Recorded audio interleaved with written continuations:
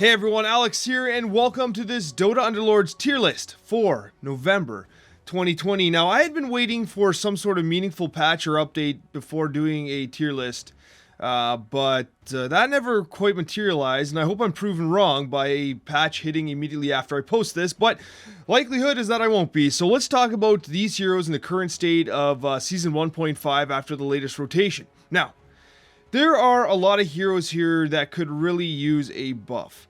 Like, there are heroes like Legion Commander now that are completely useless now that, the 4 Trolls mechanism's been removed. These are basically all trash tier heroes. You don't want them. Why? Viper, really not that impressive anymore. He loses his assassin tag. He ended up gaining Poisoners. Well, Poisoners is like middling. They needed a buff like a month and a half ago. Dragon Knight just sucks. Yeah, if you get him to 2 stars and you run to Dragons, he's good. But outside of that, he's absolute garbage. You get that.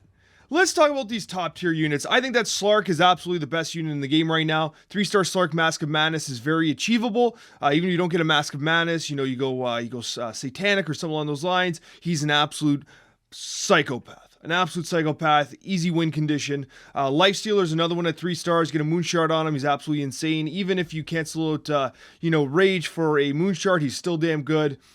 Absolutely unbelievable. Specter was actually basically part of the only major balance update this game saw in the last 2 months. And Specter did see her damage reduced. Spectral Dagger was nerfed, but she's still absolutely phenomenal. You watch her melt back lines with Battle Furies. She does a tremendous amount of work. Alchemist, the armor reduction, Brute. There's so much about Alchemist that's absolutely unbelievable. Puck, also the target of a nerf, the only nerf that was basically done in this entire patch cycle. And, Puck was basically completely S tier from the start of the season.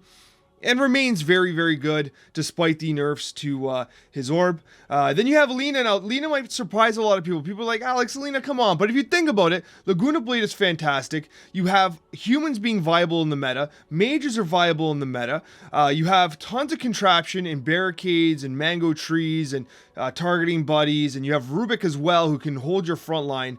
The result of that is that Lena gets a lot of space, and with a like Octarine Essence, she can Laguna Blade non-stop with a human lineup. She's really good. And Doom, of course, Doom being Doom, RNG dependent, yes, with his namesake Doom, but you could single-handedly win an unwinnable fight based on who gets doomed on the opposing team. He's unbelievable. Truly unbelievable, still an absolute top tier unit. And TA, a holdout from my previous tier list, I still think TA is completely underappreciated for what TA can do. Usually the last hero to die on any fight. Absolutely incredible. Great assassin tag, great void tag, activates your faceless void and your void, probably with Specter, honestly. TA single-handedly makes voids and assassins viable. Without TA, that build doesn't exist, right? Because you can't depend on Faceless. And that's kind of why Faceless drops. Tier 5 units drop a bit because it's very hard to depend on them. It's almost impossible to depend on them. So, having them in the lineup is completely dependent on RNG. That's why Wraith King, of course Wraith King's one of the best units in the game. But not at tier 5, and not at 6 Heartless, which requires Wraith King to come online. If Wraith King was a 7th Heartless, then it's a different story for Fallen. For Fallen, not Heartless. You get what I mean, though. Long story short, right? Wraith King would have been S tier if there was the classic, 15% pull bonus that Ace units used to have. They got rid of that. Going from there, though, Keeper of the Light remains A tier, pretty high on the A tier as well, simply because of his mage and human tags. He fits perfectly into that lineup. He can swap out, Crystal Maiden, for instance, if she's 2 stars, and absolutely do a tremendous amount of work. He's an easy substitute. Unlike Wraith King, where, you're begging for Wraith King for 6 Fallen, whereas, you can accomplish 6 humans, 6 mages without Keeper. He makes it better, no doubt, but, he's not required. He is to win, but whatever. Bristleback, absolutely top tier. Tidehunter's Ravage, absolutely top tier. Spirit Breaker's fantastic for the way that Spirit Breaker can displace corner comps, really kind of stun and destroy lineups. Axe is phenomenal. Culling Blade is an absolutely ridiculous ability. Juggernaut, his 3 stars, one of the best in the games of playing. His HP bonus across the board. Luna's great across the board. We know that. Kunkka's Ghost Ship's great. Storm Spirit, At 3 stars, single-handedly makes, spirits come alive. Fantastic 3-star effect, truly remarkable, and the frequency at which he can activate Delta Slams is truly remarkable. Ember Spirit similarly, except the raw DPS that Ember Spirit is capable of with a Battle Fury is truly remarkable, completely melts corner comps, and he's 3-starable. Medusa's fantastic for so many reasons, whether you get Caden's Blade or a Maelstrom or whatever you want, Medusa can get work done. Dazzle, listen, Dazzle's 3-star is fantastic. How can you not love Dazzle's 3-star effect? The free Vesture of the Tyrant. Perfect. I'll take it every day. And he has a good tag with Poisoners as well. Terrorblade can win a game for you. Definitely. And again, we talked about Wraith King and Troll Warlord. Being that there's only 4 Trolls, Troll's got a major, major hit. But if you can activate Troll Warlord with a Mask of Madness, he's truly remarkable. No Druid bonus. Drops Lone Druid down. We know that. And Tree and Protector, again, no Druid bonus. But still a good tank.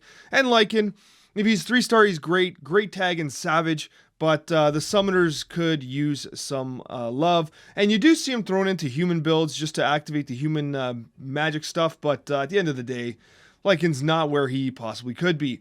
Pudge, I'm going to highlight a few from here too. Pudge could be higher. Pudge could be higher. The problem with Pudge is that warriors are garbage. Warriors are garbage. So it's very unlikely you ever run Pudge with the Warrior Alliance active.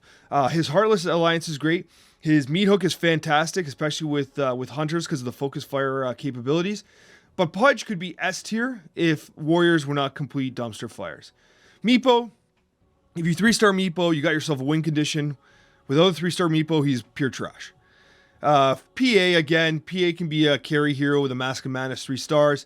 Bounty Hunter at 3 stars with a Stonehall Pike suddenly becomes extremely scary. Maiden at 3 stars makes so many builds viable. Rubik can win a game stealing like a Doom, for instance. But Rubik also with the the Magnus effect staying alive with the Radiance is pretty cool as well. And again, I just want to highlight, for instance, the reason why someone like Faceless Void, although being a very effective unit like Chrono Cube can be very awkward because it kind of freezes your own units. So in some assassin builds, it kind of doesn't do that much. But in if you splash him into a hunter build, suddenly he's holding everyone in place while you completely stomp him. So very interesting unit, but ultimately held back. Anti-Mage, 3-star with a Mask of Madness is very viable. When you get into the C tier, this is where guys can be viable, but can be somewhat tricky. Pango, 2 stars with a Blade Mail can do a ton of work, but other than that, Pango's somewhat disappointing. Abaddon's good. His shield is truly fantastic. A Refresher Orb target, for sure. Chaos Knight is, fine. Nature's Prophet is here because, Nature's Prophet could be D tier, honestly. I keep Nature's Prophet at C because of the Nature's Wrath effect on the Shaman summon, which is truly spectacular. DP is pretty good because of the range of her attack. It's kind of offset by Exorcism's kind of lack of range. So you have a very long kind of auto attack, which is almost wasted by the fact that Exorcism is a, AoE around her. So it's kind of, she's a hero at odds. And I kind of wish they had patched that 2 months ago. Sven is Sven. Rogue sucks. Rogue is garbage. Why have they not made Rogue better?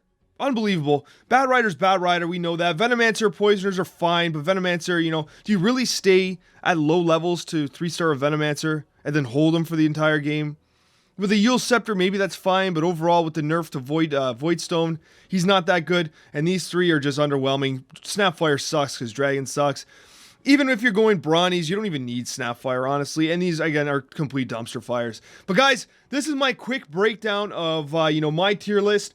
I'd love to hear your comments. It's one of those, this is purely subjective, right? This is purely subjective. You guys might totally disagree, and that's great. Let me know in the comments. This is actually really exciting. I like to hear your opinions, and let me know. But guys, thank you so much for watching, and a very special thank you to all of our wonderful subscribers. Take care, everyone, and let's hope for an update soon in Dota Underlords.